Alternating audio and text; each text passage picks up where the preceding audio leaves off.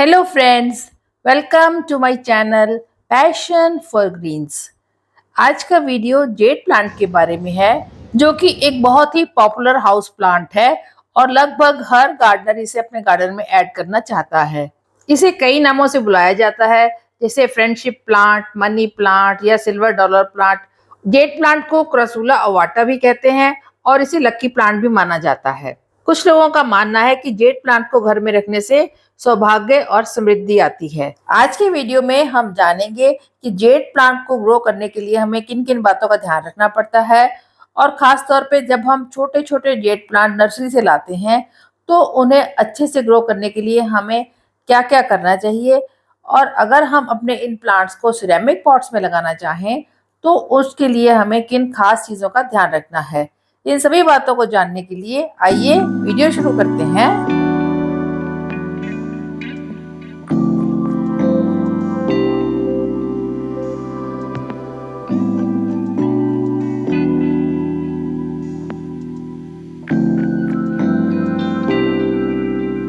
Jade plant succulent family का एक बहुत ही हार्डी प्लांट है, जिसे आप किसी भी शेप में बहुत आसानी से ढाल सकते हैं। आप चाहें तो इसे शैडो ट्रे में लगाकर बॉन्साई भी बना सकते हैं, और इसकी किसी भी शेप की टोपियारी बनानी तो बहुत ही आसान है। यह प्लांट बहुत इजी टू केयर है और इसमें बहुत ज्यादा खाद देने की भी जरूरत नहीं होती। अगर आपके पास भी ये पौधा नहीं है तो आप नर्सरी से इस समय नए पौधे ला सकते हैं, क्योंकि अभी यह जेड प्लांट का ग्रोइंग सीजन है और जो भी प्लांट आप लाएंगे वह बहुत जल्दी ग्रो करेगा। तो सबसे पहले बात करेंगे कि नर्सरी से जब हम छोटे छोटे प्लांट लेकर आते हैं तो उन्हें हम किस तरह से रिपोर्ट करें और किन बातों का ध्यान रखें कि यह प्लांट बहुत जल्दी न्यू ग्रोथ करें, इनमें बहुत सारी नई नई ब्रांचेस डेवलप हो जाएं, और साथ ही साथ इसका जो स्टेम या तना है वह भी हेल्दी और स्ट्रॉन्ग बने। नर्सरी से अक्सर जब भी हम प्लांट लाते हैं तो इस तरह के ग्रो बैग में लगे हुए होते हैं। यह प्लांट छोटे साइज के होते हैं, इसलिए जब भी आप इन प्लांट्स को नर्सरी से लेकर आएं तो इन्हें कम से कम एक हफ्ते के लिए अपने जो गार्डन के प्लांट्स हैं उनके बीच में रख दें, ताकि पौधे नए वातावरण में पूरी तरह से ढल जाएं। उसके बाद ही इन प्लांट्स को रीपॉट करें। रीपॉट करने के लिए सबसे पहले पॉट सिलेक्शन बहुत जरूरी है, क्योंकि यह प्लांट बहुत ही छोटे छोटे हैं, इसलिए इनके लिए पॉट भी आपको छोटा ही लेना होगा। 4 से 5 इंच का पॉट इनके लिए बहुत ज्यादा सफिशिएंट रहता है। बस इस बात का ध्यान रखें कि उसमें अच्छे से ड्रेनेज होल बने हों। आप चाहे प्लास्टिक का गमला लें, चाहे मिट्टी का गमला लें, और चाहे तो सिरेमिक पॉट भी ले सकते हैं। अगर आप सिरेमिक पॉट में अपने जेड प्लांट को रीपॉट कर रहे हैं तो उसके लिए कुछ खास टिप्स हैं जो कि मैं आगे आपके साथ शेयर करूंगी। पूरी जानकारी लेने के लिए आप मेरे साथ बने रहिए। अगर आप मेरे चैनल पर नए हैं तो प्लीज मेरे चैनल को सब्सक्राइब कर दीजिए और साथ ही बेल आइकन को भी प्रेस कर दीजिए, ताकि इस तरह की इंफॉर्मेटिव वीडियो आप तक टाइम टू टाइम पहुंचती रहे। प्लांट को रीपॉट करने के लिए आप जब भी पॉट लें तो इस बात का ध्यान रखें कि अगर आपका प्लांट पहले 4 इंच के पॉट में लगा है तो अब आप ज्यादा से ज्यादा 6 इंच का पॉट लें, उससे ज्यादा बड़ा पॉट ना लें, क्योंकि ज्यादा बड़ा पॉट लेने से प्लांट की जड़ों में ज्यादा ग्रोथ होती है और प्लांट ऊपर से कम ग्रो होता है। जेड प्लांट को लगाने के लिए मिट्टी कैसी होनी चाहिए यह भी देख लेते हैं।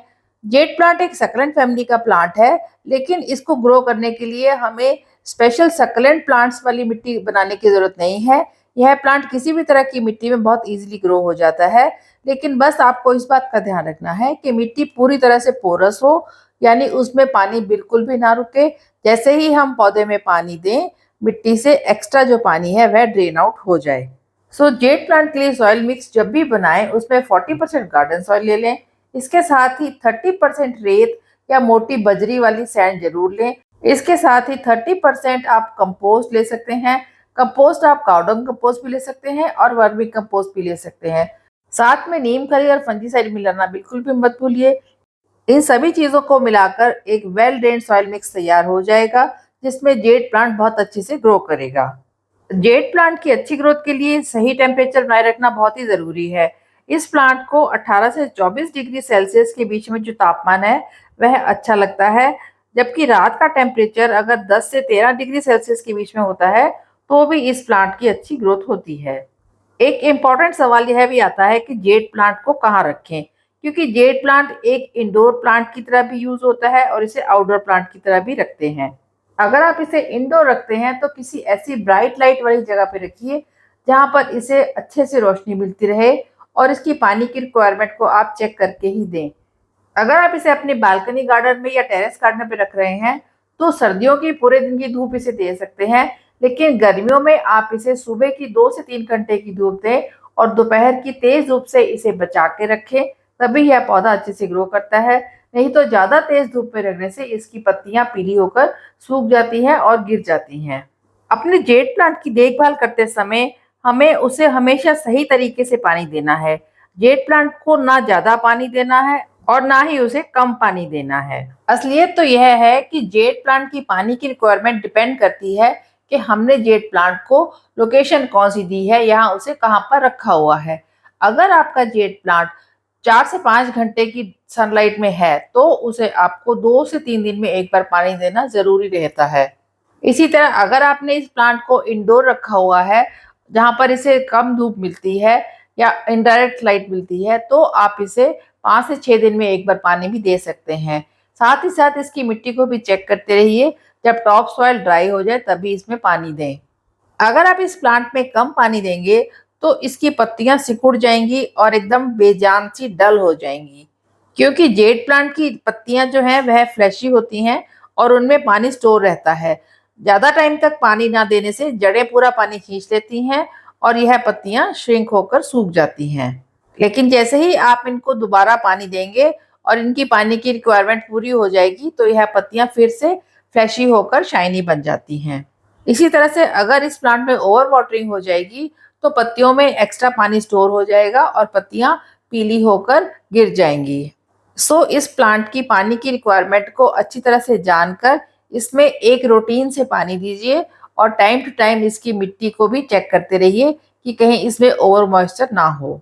जेड प्लांट एक बहुत ही हार्डी प्लांट है जिसकी कोई ज़्यादा रिक्वायरमेंट भी नहीं होती है, इसलिए इसे खाद देने की भी बहुत ज़्यादा ज़रूरत नहीं है।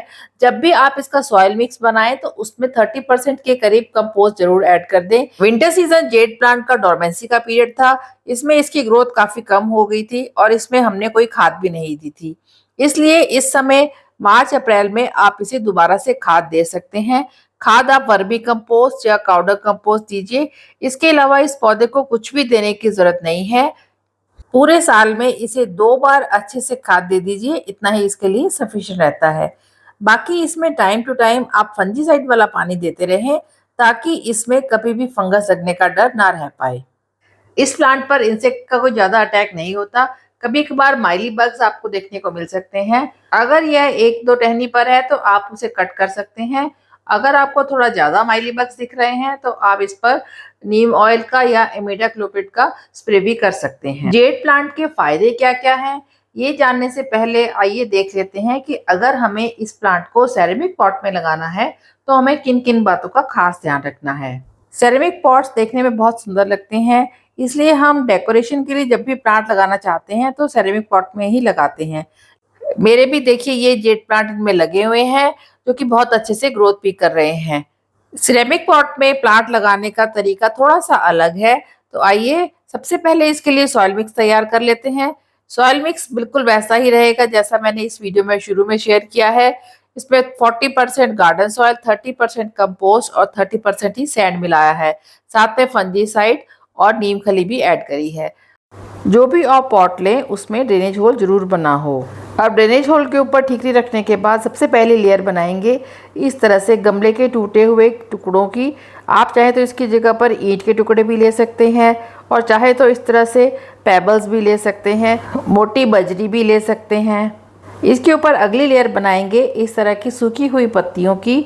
आप चाहें तो इसकी जगह पर कोई नेट का टुकड़ा भी ले सकते हैं या इस तरह के जो कैरी बैग आते हैं उनको भी काट कर आप इस गमले में लगा सकते हैं। 2 लेयर बनाने के बाद अब जो गार्डन सॉइल हमने तैयार करी थी उससे गमले को आधे तक भर लेंगे और उसमें अपने छोटे से जेड प्लांट को अच्छे से सेट कर देंगे। ये काम बहुत ध्यान से करना है ताकि जो रूट्स हैं वह बिल्कुल भी डिस्टर्ब ना हो। देखिए इसमें कितनी अच्छी रूट्स बनी हुई हैं। यह मेरा कटिंग से लगाया हुआ प्लांट है जिसे अब मैं थोड़े बड़े साइज़ के सिरेमिक पॉट में रीपॉट कर रही हूँ। प्लांट को सेंटर में रख के अच्छी तरह से सेट कर दिया है और उसके ऊपर जो जगह बची थी उसमें थोड़ी सी सॉइल मिक्स डालकर पौधे को दबा दिया है।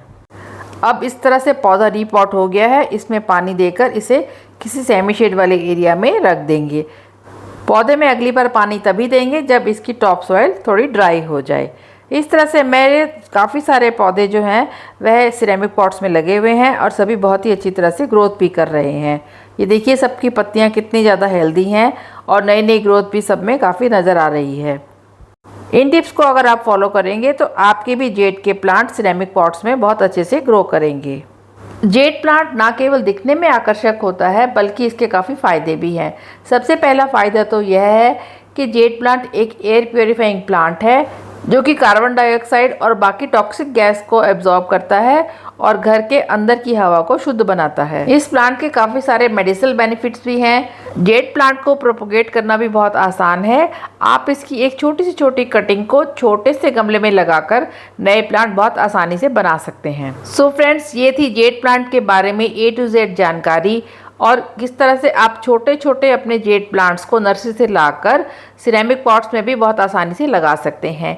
इन टिप्स को फॉलो करके आप भी बहुत जल्दी इन हेल्दी प्लांट्स को अपने गार्डन में ऐड कर सकते हैं। आई होप आपको ये वीडियो अच्छा लगा होगा और अगर अच्छा लगा हो तो इसे लाइक कीजिए, कमेंट कीजिए, शेयर कीजिए और मेरे चैनल को सब्सक्राइब कीजिए। Thanks for watching.